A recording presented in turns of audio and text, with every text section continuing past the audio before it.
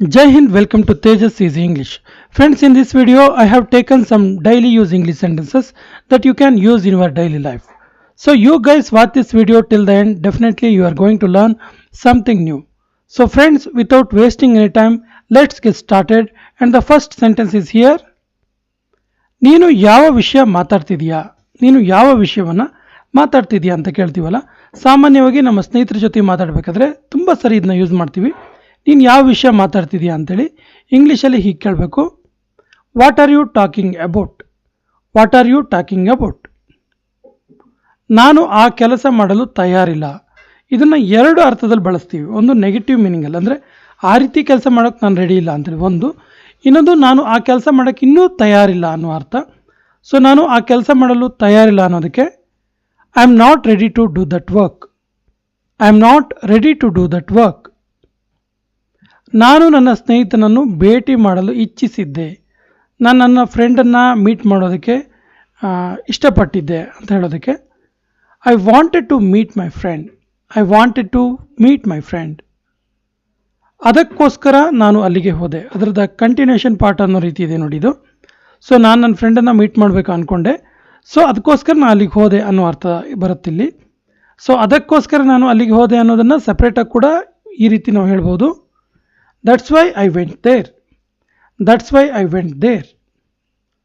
ನಿನಗೆ ಏನಾದರೂ ಬೇಕಾದರೆ ನನಗೆ ಕೇಳು, ನಿನಗೇನಾದರೂ ಬೇಕಾದರೆ ನನಗೆ ಕೇಳು ಅನ್ನೋದಕ್ಕೆ ask me if you want anything, ask me if you want anything.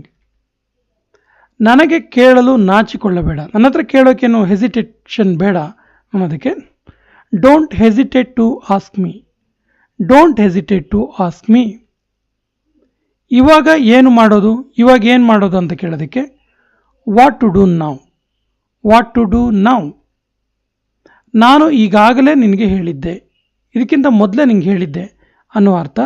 So ನಾನು ಈಗಾಗಲೇ ನಿನಗೆ ಹೇಳಿದ್ದೆ ಅನ್ನೋದಕ್ಕೆ I have already told you, I have already told you.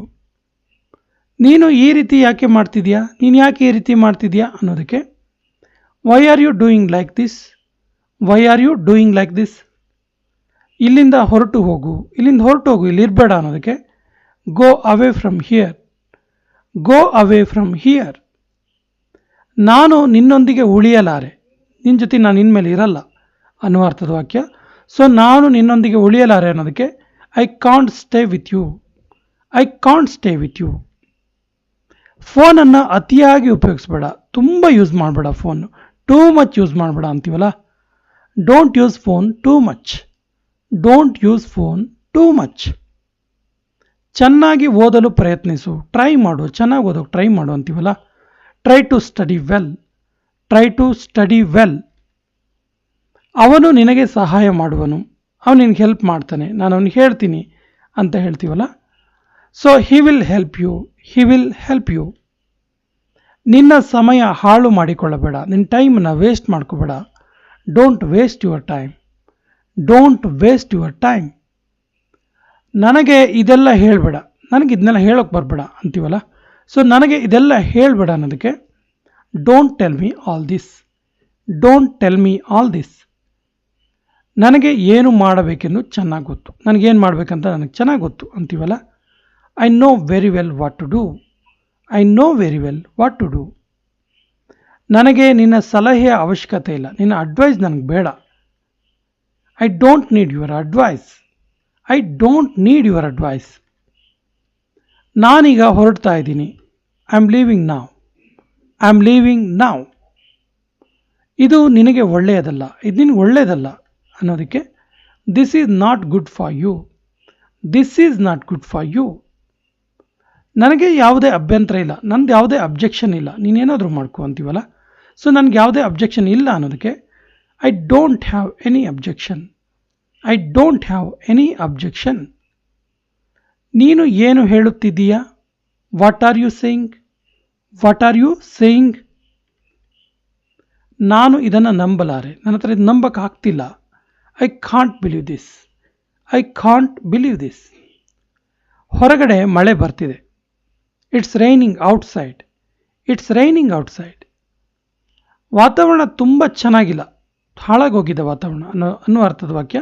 ಇಲ್ಲಿ ಕೂಡ 2 ಮೀನಿಂಗಲ್ಲಿ ನಾವಿಂದ ಬಳಸ್ತೀವಿ. ವಾತಾವರಣ ತುಂಬ ಚೆನ್ನಾಗಿಲ್ಲ ಅನ್ನೋದಕ್ಕೆ ಸಾಮಾನ್ಯವಾಗಿ ದೈನಂದಿನ ಜೀವನದ ವಾತಾವರಣ ಅನ್ನೋದು ಅರ್ಥ ಬರುತ್ತೆ. ಆಮೇಲೆ ಅಟ್ಮಾಸ್ಫಿಯರ್ ವೆದರ್ ಅನ್ನೋ ಕೂಡ ಅರ್ಥ ಕೂಡ ಬರುತ್ತೆ. The weather is too bad, the weather is too bad. ನಾವೆಲ್ಲ ಒಟ್ಟಿಗೆ ಹೋಗೋಣ, ಯಾವುದಾದ್ರು ಫಿಲ್ಮ್ಗೆ ಹೊರಟಿರ್ತೀವಿ, ಟೂರಿಗೆ ಹೊರಟಿರ್ತೀವಿ, ಟ್ರಿಪ್ಗೆ ಹೊರಟಿರ್ತೀವಿ, ನಾವೆಲ್ಲ ಒಟ್ಟಿಗೆ ಸೇರಿ ಹೋಗೋಣ ಅಂತೇಳಿ ತುಂಬ ಸರಿ ಹೇಳ್ತೀವಿ. ಸೊ ನಾವೆಲ್ಲ ಒಟ್ಟಿಗೆ ಹೋಗೋಣ ಅನ್ನೋ ವಾಕ್ಯಕ್ಕೆ ಸರಿಯಾದ ಇಂಗ್ಲೀಷ್ ವಾಕ್ಯವನ್ನು ಕಮೆಂಟ್ ಬಾಕ್ಸಲ್ಲಿ ಕಮೆಂಟ್ ಮಾಡಿ. ಮತ್ತು ನಮ್ಮ ಚಾನಲ್ ಫಸ್ಟ್ ಟೈಮ್ ನೋಡ್ತಾ ಇದ್ದರೆ ಸಬ್ಸ್ಕ್ರೈಬ್ ಆಗಿ ಅಂತ ಹೇಳ್ತಾ ಇವತ್ತಿನ ಸೆಷನ್ ಕಂಪ್ಲೀಟ್ ಮಾಡ್ತಾ ಇದ್ದೀವಿ. ಜೈ ಹಿಂದ್.